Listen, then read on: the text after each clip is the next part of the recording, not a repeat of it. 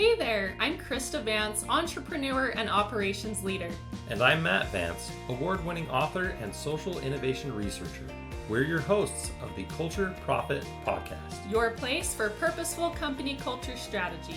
Learn from HR pros, executives, and thought leaders how to prioritize profits by prioritizing people. This episode is sponsored by Mobrium, the best friend of forward-thinking HR leaders, helping you strengthen your employer reputation as a reflection of your real culture.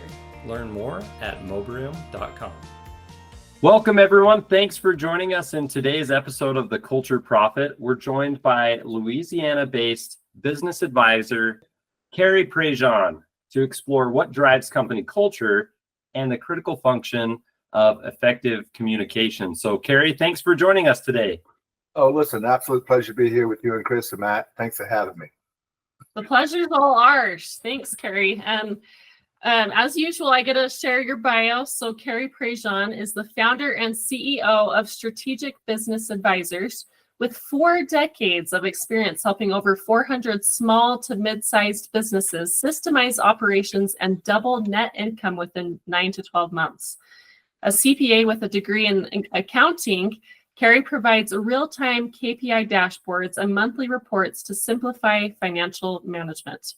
He is a certified ontological coach, a predictive index partner, and has taught at 4 Louisiana universities. Cary also speaks publicly, has authored 3 books, and works with clients across the U.S. in industries ranging from e-commerce to healthcare. Cary is also a cyclist, baker, and married with 4 kids and 6 grandkids. That's awesome. Yeah. Very impressive, though. He sounds really old. When you say cycling, though, are you talking like road bikes or mountain bikes? Yes, road bikes. Okay. Nice. I have one of both. There's just not many hills around here to ride. I hear you. Pretty flat. We're into both. We do mountain bikes Yeah. and cycling, the centuries. There's some really good bike rides in Cache Valley. So I don't know if you can ever get out this way, but Yep. If you're out here, we'll show you some good routes. Yeah, okay, good. That'd be good. That'd be fun. So tell us about anybody who's on the video. You'll notice behind Cary, he's got weapons behind him. So people are going to want to check out the video. But can you tell us a little bit about that collection? Yeah, I love edged weapons, just for the beauty of them to begin with, but also the if I have a gun, so long as I'm pointed at your direction, pull the trigger, I can hurt you. This, you got to get up close and personal. The sword, you can get within a couple of feet of them. With a knife, you got to get to where they can hit you too. So if you look at, I'm not talking about street fights, I'm talking about guys who professionally know how to fight with these hand-to-hand weapons, including the I don't know if you can see them. There's some tomahawks up there. That's what those are. I see Those are modeled after the 1970s tomahawks that were issued to American Special Forces in Vietnam because they did a lot of hand-to-hand close quarter combat. Now, that you get in a fight with those, you better know what you're doing, right? Because you can hurt yourself just swinging it around. So yeah, I've always been fascinated with them. I just think they're really pretty to look at, and yes, I have even a lot more on that wall. That's impressive. Well, really cool. And I think that, oh man, I had a pun there about weapons and words being a weapon, but I can't remember the thing. Something about, maybe it'll come to you. Yeah, I'll see if I can remember it. I had a question. I wanted to hear. So you have an accounting background and 4 decades of experience, tons of experience. So tell us what led to your diving into more of the culture side of things and communications and companies. Well, because if you're just looking at the numbers, you're missing so much. The numbers are driven by something, right? The numbers are driven by the human beings in the business, and the human beings are driven by the culture of the business, and the culture comes from the top down. So if you really want to affect the numbers, you want to affect at the top where it comes down and affects the people who generate the numbers. Am I making any sense? Yeah. Totally. I mean, you can be I could be the big accounting nerd and say, well, your ratios are this and your blah, blah, blah. And for most business owners, that means nothing. It's just, financial statements for most business owners, it's a page of numbers. Are we doing good or are we doing bad? I don't know. And again, it took me a while to realize this. But yeah, when I first came out and started doing accounting, I thought it was all about the numbers. But then you begin to see that what drives the numbers is the culture of the company. And do you have good morale? Do you have good camaraderie? Do you have good processes? Or is it chaotic and everybody's at their throats? And all that comes, I say it this way, to every business owner, your business is a direct reflection of the way you run your life. I like that. Yeah, that's very powerful. So if you don't like certain aspects of your business, remember you're responsible for it. If you like certain aspects of your business, you're also responsible for it. There's a book written by, and I forget his last name, Jocko. He's an ex-SEAL, and it's titled Ultimate Ownership. And in the SEALs, anything goes wrong, it's on the mission commander. You didn't train your people properly enough. You didn't bring along the right gear. You didn't get the right intel. You missed your timing. Something went wrong. You're responsible. You own everything. Yeah. Same thing for business owners. If it's in your business, either you let it get there or you created something, you put it there somehow, indirectly or directly. And again, here's the other thing that people don't get. People treat us the way we train them to treat us. So if you have employees that only take things so far, nobody's willing to step out of the box, nobody's willing to, go beyond that. You've trained them. You've instilled that culture in your business. And it's probably because we've been running around fixing everything, micromanaging people, slapping people on the hand when they don't do it the way you would do it. I've seen kids do that. Look, solve the problem, boss. That's not the way I do it. Who cares? It's solved. And from my experience being in the company culture space, I've definitely seen there can be misalignments, to your point, between how we view ourselves and how others view us. One of my favorite sayings, perception is reality, is Absolutely. That's the slide that we have to really start with. Just like with looking at an entire company, we see the health of a company culture through the ENPS score, the Net Promoter Score. It could be really good, but if our ratings and reviews on Glassdoor and Indeed are really low, then your internal metrics don't really matter that much because they're not shaping perceptions and behaviors. We have to think from the outside in, and I think that same principle can apply to us as individual owners, leaders, people leaders, about the way that we're viewed by those that we serve. So I think that's really important. I also really like how you touched on helping unlock that measure of discretionary effort among your team through being an actual leader. Follow me instead of do what I say, or you're going to hit the highway type of a mentality, which is really important. So maybe talk to us a little bit more about communication and give us some guides or tips, for the people manager, for the team member. How can we, communicate better to improve your... Well, let's examine what is the perception of communication. I love what you said. Perception is your reality. It absolutely is. And your perception is made up of the stories, all the linguistic stuff that you grew up with that really drives you. It's all of your like it, don't like it, makes sense, don't make sense, good, bad, right, wrong, agree or disagree, which is what, in other words, when you look out in the world, when you experience input, sight, sound, smell, taste, whatever, you don't get a direct experience of that because your narrative is right there telling you good, bad, right, wrong, like it, don't like it, agree with it, disagree with it, makes sense, don't make sense, all the time, and plus an ocean of other assessments. So all you get to experience of life is a narrative of it. Make sense? Yep. So as people, as human beings, most people don't even get that they have a narrative and that the narrative actually drives them. They're not really consciously choosing much. It's choosing for them. It's already, in other words, we're very prejudiced in a lot of ways. We've already prejudged. You have your favorite food. You have your favorite salad dressing. You have your favorite types of entertainment. You have your favorite whatever, right? And you have a lot, at the same time, you have a lot of stuff you hate. You would never do that. Or you've tried it and it's really distasteful. So this is an example I use all the time. If you've been born, say, in the 1500s, in some remote area of, say, what is today Pakistan, and you grew up in a very strict Muslim family, and let's say you're born in the opposite sex, you would be a different person, even if the entity who is you could be transported to that other body. In that circumstance, you would grow up with a very different perspective, a very different narrative. You would have a very different taste, different beliefs, different everything. That makes sense?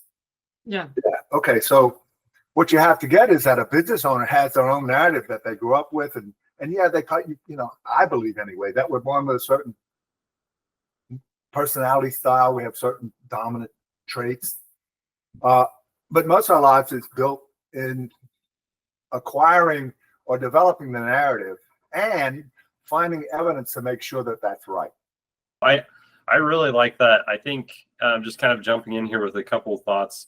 I know there are great project management softwares out there like Asana and Monday.com that can help formalize processes for collaboration and decision making. At a previous company, we used a model, RACI, for the person that's responsible, the person that has authority to approve. C is the consultant, someone that maybe helps with the project, but they're not the owner. And then I is the informant, someone who needs to be aware about something, but they're not the doer or the approver, because sometimes different projects can affect different groups throughout the organization. So I think, at least from what I'm hearing from you, is we need normalization of, shared respect of our team members, to have respect for their time, for their expertise. We need to actually prioritize communicating like adults and following up, do what we say we will do as a principal. Does that sound about right, or would you add to that? Yes. Just remember that declaration set the stage for the future. Request, offers, and promises actually invented. The present that you and I and Chris are enjoying here right now was invented in the past, or was created in the past through language. It was all through, we had a brief conversation, but it was mainly through email, which is language. Mm-hmm. So language created this present in the past. So here's something. If you don't like your circumstance, you don't like how your life is going, begin having different conversations, begin making different offers, requests, and promises, and probably with different people. If your life is kind of ineffective, it's not happening for you, maybe you're having the wrong conversations, or maybe you're having the right conversations, maybe you're having them with the wrong people. Yeah. It's kind of like the Sam Kinison joke, talking about, feeding the people in Africa. He said, God, hey, there's sand, it's desert. He said, don't send them money, send them U-Haul trailers to get someplace that's livable. I like that. Yeah, and change an environment. One thing I would add, I think written communication. You mentioned we set most of this up on email. We did have one virtual conversation, and that was really helpful. But we did a lot of our communicating on email, and I think that written communication is so important for making effective requests, because it gives you something to follow up on. And lots of times your email will even remind you, like, oh, you didn't receive a response to this email. Do you want to follow up with it? Right. And then I would say one of the most key parts of that is, as the employee, reporting back when that request has been fulfilled, when they kept their promise, right? I think that's so important, because it saves time from the person who's trying to make sure that gets done and following up.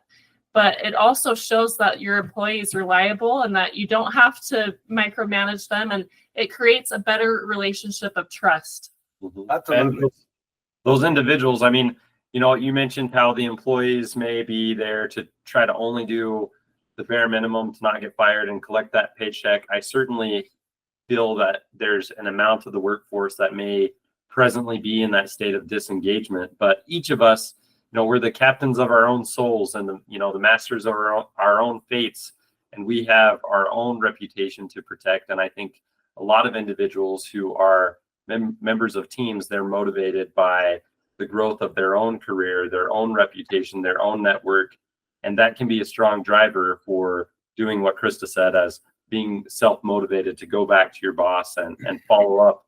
But not everyone's in that boat, and there's different roles that don't need as much, proactive management. And so it depends on the industry and the team and the position and different things. But people managers, I think they should always be more proactive in engaging with helping their teams win on an individual basis and a team basis. And that in turn can help their team progress in the business. And because you're right, they're in that middle area of collaborating between the declarations and fulfilling the promises. Oh, sorry, you go ahead. No, please, ladies first. Oh, I was just going to say, and Cary, so you've talked a lot throughout this conversation about personalities and the declaration. People, especially the leaders, the owners, they are establishing how that communication is going to go. And I had the chance to take your predictive index assessment, and I would love it if you could share a little bit about that with our listeners and how they can try that for themselves and why. So I don't know, did you want to discuss your profile in particular? Sure. Yeah, sure. I took the assessment. So, and Cary sent over, I guess my results, and I was an analyzer, which maybe Cary, you can tell a little bit about what that means. And okay, so let me share my screen. I have your profile pulled up.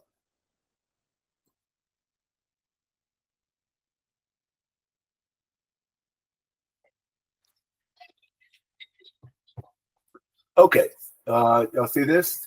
Yeah. Yep. Okay. So you look over here, it says that your profile is, I think it's 19. It says that you're an analyzer, that you're intense with high standards as a disciplined and reserved personality. Does that sound like you? More importantly, Matt, does that sound like her? My perspective of myself, that does sound like me. I would agree. So the first one talks about independence versus the team player thing, right? So you're independent. And what it says is that you're closer to like what this is this center bar right here with the little fulcrum at the bottom. That's 1 sigma, 2 sigma, 3 sigma, right? And look at this way. The further away you are from the middle line, it's like turning up the volume. So this says that you're independent, but you're not like super dominant. I had a client that had a warehouse manager. His independence, he was like, way over here. And they're like, wow. We tell this guy what we want all the time, and he just does what he wants. I said, have you seen his profile? This is great. I think this is really helpful to have results like that kind of help you be more introspective. And to all of our listeners, I think this assessment could be really helpful in your communication with your direct reports and those reporting to you. Like you were talking about the personalities and how messages are received. And I think this could be a good team building thing where you guys kind of understand better how you communicate with each other and where you're coming from and what their narratives are. And then also to just be more introspective and self-improvement. So check out Cary's predictive index test, and we will include a link in our highlight article. Cary just asked that you let him know when you've taken the test so that by email, and we'll include that email in the highlight. Otherwise, it'll just be a name. There's also a relationship guide in here where you can take your assessment, your profile, and compare it to somebody you work with. And it'll tell you like possible conflicts as well as how the relationship probably going to look and just cautionary areas. And as well as suggestions on how to work better. So, and I've done this with several people where they'll send in theirs and they'll have like their key people who work direct reports send theirs in. And then I go through it with them like, okay, see this one right here? See how independent, how dominant they are? I bet you butt heads. Yeah. How'd you know that? I said, because I'm looking at your profiles. You're dominant, they're dominant, you're good. And I bet you that sounds like, okay, I'll do it. You're the boss. Yeah. Yeah. And honestly, in the workplace, there are relationships that exist. It's not the same as like a family or friend relationship, but there's a working relationship that a tool like this can help increase working efficiency to have better results and more happiness in those working relationships, whether it's a peer-to-peer or manager to employee or the other way. So we're really grateful for you joining us here today, Cary, and to everyone listening, check out the resources that'll be linked on the highlight article. Make sure to follow us on LinkedIn and on your favorite podcast platform, and share a review of the show. So, Cary, thanks for joining us today. And Hey, until next time. Very Yeah, hey, excited. listen, it's been my pleasure, both of you. I really enjoyed it. Great conversation. Ours as well. Thanks, Cary. Thanks for tuning in to the Culture Profit podcast and for being a part of our journey to prove that putting people first is best for business. Today's episode was sponsored by Mobrium. Want to get more employee reviews and streamline your employer reputation? Visit mobrium.com. Now go find one way to prioritize your people and watch your profits grow.